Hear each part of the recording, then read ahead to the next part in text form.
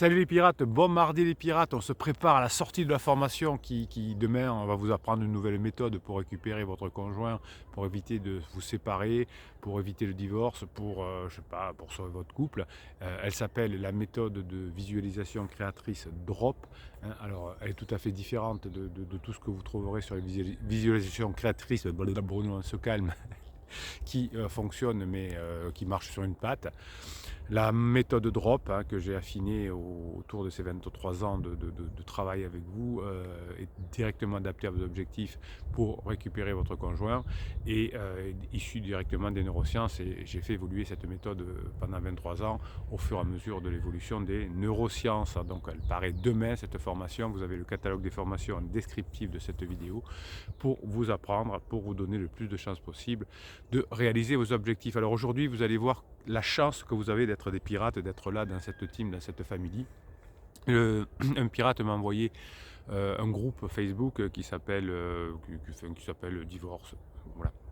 Divorce, comment vivent les enfants, je ne sais plus exactement, peu importe, on n'est pas là pour ni critiquer, ni voilà, on est là pour avoir de la matière et y aller. Et donc je vous ai pris un témoignage, hein, dont évidemment on ne va pas citer le nom de la personne, et surtout les conseils qu'ont donné les autres membres du groupe, pardon.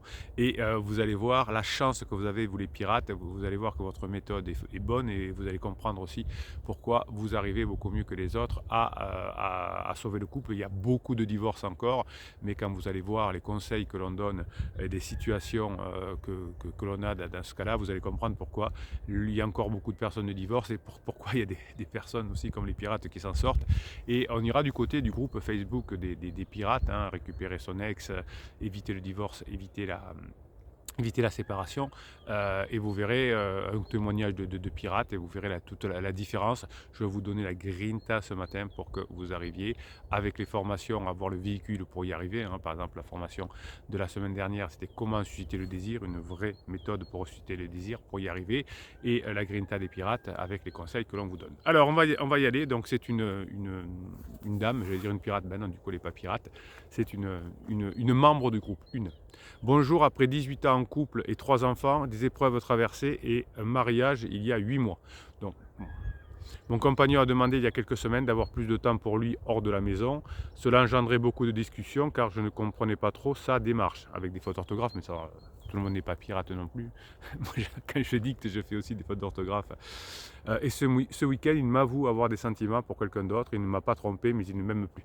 Donc là, on est dans un truc tout à fait normal. On est à la phase d'exploration. Peut-être le choc psychologique. On va lever le fil. Ah, je ne sais pas comment on l'enlève. L'obsessionnel. Donc on est un truc très particulier, un couple qui a 18 ans, qui va, crise, on n'a pas les âges, mais vu les caractéristiques, ça sent la crise peut-être existentielle. Donc on est dans quelque chose de tout à fait normal, qui n'est pas une fin de couple. Donc le monsieur, entre guillemets, dit qu'il veut avoir plus de temps pour lui, parce que certainement il est perdu, il veut avoir plus de liberté. Voilà. Donc madame ne comprend pas parce qu'effectivement elle n'est pas une pirate, elle n'arrive pas à comprendre ce qui se passe. Et évidemment monsieur, au bout d'un moment, à force de créer des interdits de madame, il finit par avouer, mais bien sûr il ment en disant non mais c'est rien passé, c'est juste que je l'aime, etc. Hein, évidemment quand vous dites à quelqu'un, quand vous faites avouer de force à quelqu'un, il ne va pas vous dire la vérité, il va vous dire un bout de la vérité et vous allez partir là-dessus. Donc il ne m'a pas trompé, mais même plus. Donc vous savez, vous les pirates, que même si vous trouvez un écrit, vous dira ben, on a fait qu'un bisou. Si vous trouvez un écrit en disant c'était merveilleux cette nuit d'amour, il vous dira mais c'est que la première fois. Enfin voilà. Donc tous les pirates et les piratesses, vous savez que votre conjoint, si on le provoque, si on met de la pression, va mentir et ensuite va devoir jouer avec cette vérité. On parle de se séparer, divorcer. Alors, ils vivent ensemble. Il a juste demandé un peu un peu de liberté, entre guillemets. Et il vient de rencontrer son petit chou, sa collègue du bureau. Il est en phase d'alarme, certainement. Vous voyez que ça marche pour tout le monde, même pour les pirates enfin, pour les personnes qui ne sont pas les pirates. Voilà, donc il croit qu'il est amoureux de sa collègue de travail. On ne sait pas qui c'est, mais enfin, on se doute, collègue de travail ou cercle d'amis. Et on pense que c'est son âme sœur et qu'on est amoureux, voilà, alors qu'on n'a peut-être même pas consommé. Ça, c'est pas sûr.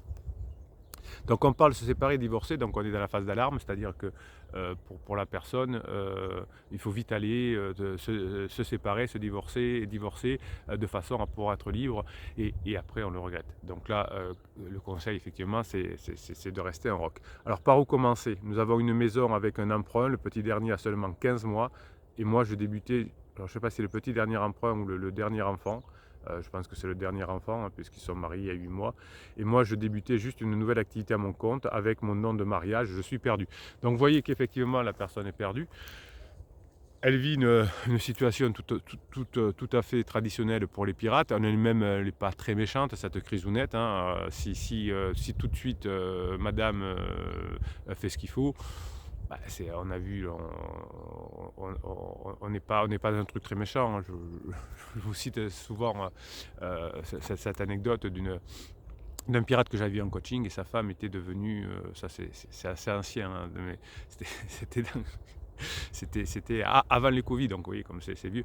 Donc son conjoint, sa conjointe avait trouvé un petit chou en pansement à son boulot. Elle était devenue l'esclave sexuelle de son petit chou au boulot, de son pansement et de sa femme. Hein, des deux étaient devenue l'esclave de sa. Et elle s'était fait tatouer deux codes barres dans le dos. Évidemment, le pirate a réussi à récupérer son conjoint à la fin de sa crise. Et de temps en temps, j'ai des nouvelles. Et chaque fois en début d'été, mon ancien client, du coup, puisqu'ils sont revenus ensemble, vous voyez que là, on était beaucoup plus loin. Chaque fois, il enrage parce qu'il voit les deux codes barres qui ont été noircis dans le dos de tatouage. Mais on avait tous les trucs, le sexe extrême, la nouveauté, le tatouage, etc. Et tout ça, évidemment, c'est mal terminé. Le couple a disparu. De mémoire, d'ailleurs, le couple pansement a explosé aussi. Donc, vous voyez qu'on y arrive. Alors, situation tout à fait traditionnelle, pas perdue du tout, voire gentillette par rapport à ce qu'on voit d'autres. Alors, qu'est-ce que conseillent les non-pirates, hein, les membres de ce groupe? Et vous allez voir la chance que vous avez. Alors, le premier, un monsieur, hein, donc on ne cite pas le nom, commence d'abord par perdre quelques kilos. Ah, donc là, on va dans la survie.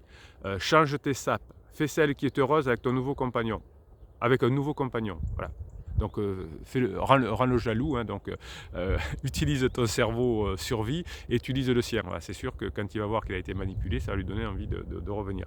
Avec les mêmes arguments que lui, tu le défonces.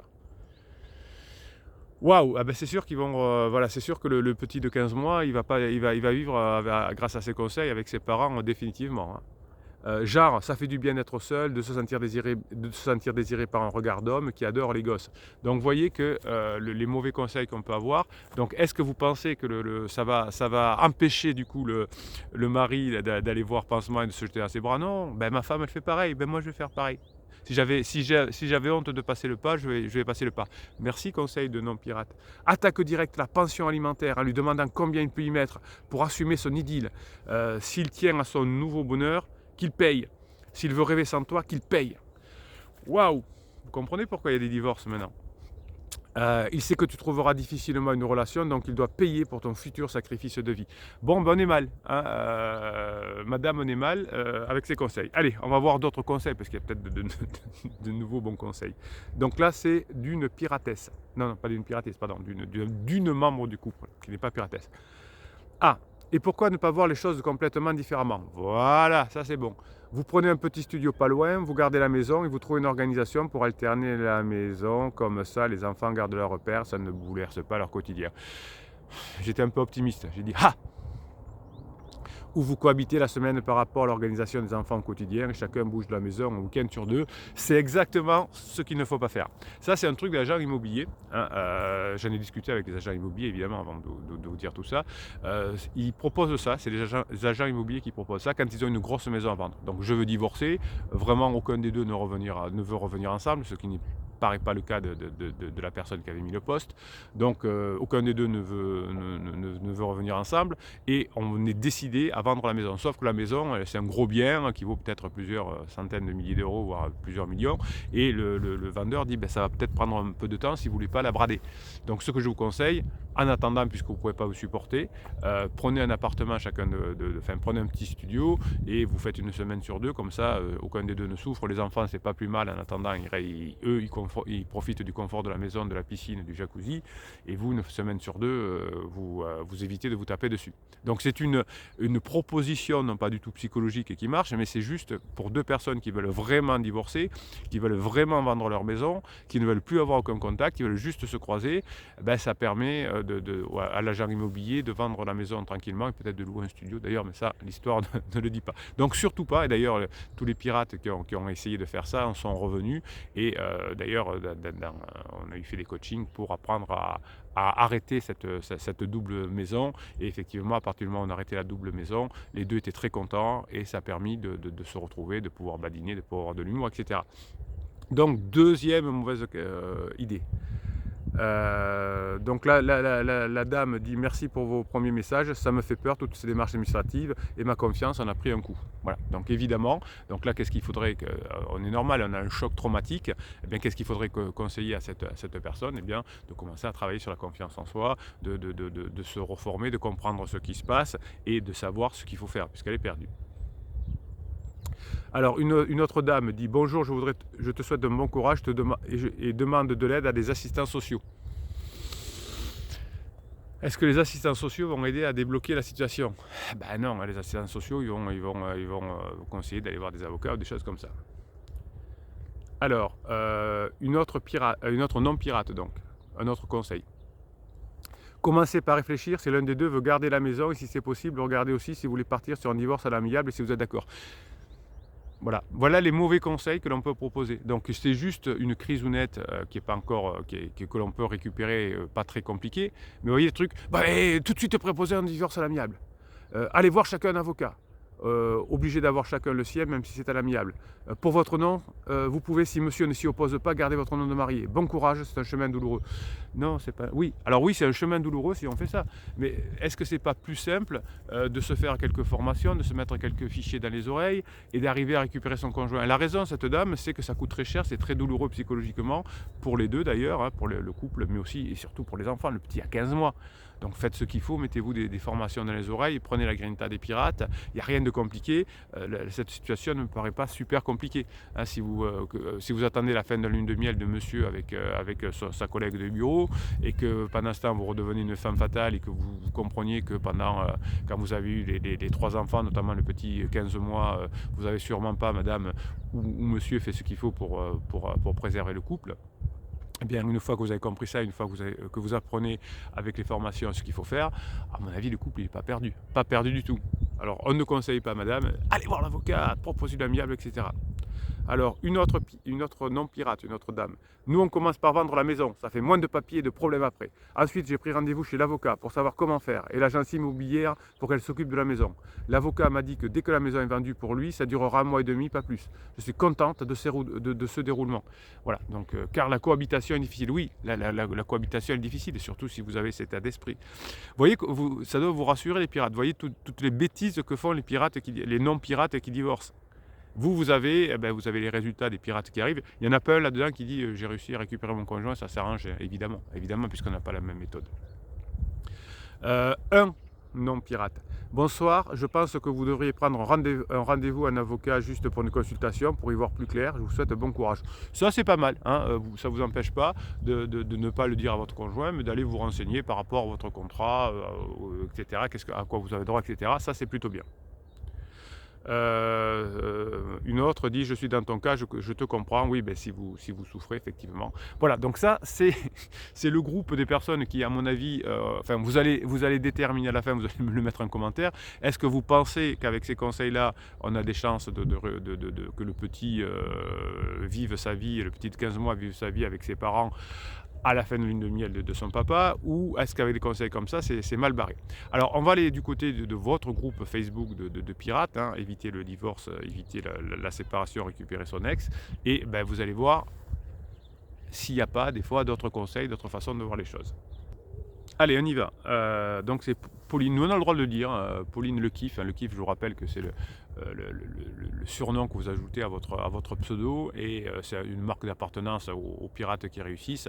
Et vous savez que quand c'est un truc qui est venu il y a plus d'1 an de ça, comme je vous dis tout le temps que je vous kiffe parce que vous changez le monde positivement autour de vous, eh bien, un pirate avait décidé de mettre le kiff, d'autres l'ont imité, et donc moi j'ai joué le jeu, et encore aujourd'hui, hein, si vous rajoutez le kiff après votre pirate sur Google, vous me le faites savoir par WhatsApp, et je vous offre un fichier de neurohypnose spécial de kiff pour avoir la grinta neurohypnose. Alors, bonjour les pirates, dit Pauline. Mon mari a fait sa crise d'adulte vers 35 ans, avant de faire sa crise de la quarantaine 9 ans plus tard. Oui, alors là, déjà, on voit que Pauline a compris le système de la crise existentielle, qu'elle n'est pas plus... qu'elle voit que ça fonctionne comme ça. Effectivement, tous les 10 ans, à peu près tous les 10, 12, 15 ans, il y a une crise existentielle dans l'être humain. Chez comme ça. Après sa première crise, une fois les choses rentrées dans l'ordre, il s'est livré sur ce qu'il a vécu. Oui, alors généralement, quelques mois après, 1 an après, 2 ans après, on reparle de cette crise, et la personne fait à ce moment-là son mea culpa. Mais il faut un temps, hein, pour faire le deuil de sa crise. Et donc au début, comme votre conjoint, mais non, je ne suis pas en crise, pas du tout, c'est que je t'aime plus, c'est que j'ai rencontré un petit chou comme le monsieur là-bas. Et puis finalement, quand on est sorti de sa crise, on arrive à le comprendre. Et je vous ai expliqué que j'avais fait une crise vers mes 39 ans. Et aujourd'hui, j'en ris beaucoup, je vous en parle dans les lives le vendredi à 19h, parfois quand vous me demandez des anecdotes là-dessus. Et évidemment, mais pendant que j'étais en crise, je savais, parce que c'est mon métier, mais ça ne me faisait pas rire. Aujourd'hui, ça me fait rire. Ce qu'il m'a dit à l'époque, ne me quitte pas l'esprit aujourd'hui, c'est vraiment ça qui me motive à tenir le coup. Alors qu'est-ce qu'il a dit à l'époque, quand il est sorti de sa crise? Heureusement que tu ne m'as pas mis dehors, car je ne serais jamais revenu. Tu as tout fait correctement et je t'en remercie. C'est presque au mot pour mot que les personnes qui sont sorties de la crise disent aux pirates qui ont tenu le coup, qu'ils ont été admirables. Tout ce à quoi je croyais à cette période n'était que de l'illusion, je me suis fait complètement avoir. Vous avez sur cette chaîne 1 ou 2 commentaires de Dimitri, hein. C'était... Si vous cherchez ça, assez vieux, c'est peut-être au mois de juin 2021, quelque chose comme ça. C'était un criseux que j'avais accompagné, et qui, pour me remercier d'avoir fait sortir de sa crise, avait témoigné de sa crise, ce qu'il avait vécu, etc. Vous la retrouverez, cette vidéo. C'est exactement au mot pour mot ce que dit le mari de Pauline. Donc je me suis fait complètement avoir, avait dit le mari de Pauline. On nous fait croire que le bonheur, c'est de jouir de tout ce qu'offre cette pseudo-liberté, et c'est faux. Il était d'ailleurs déjà très en colère contre lui à cette époque. Cet homme que tu avais à ce moment-là, ce n'était pas moi. Voilà.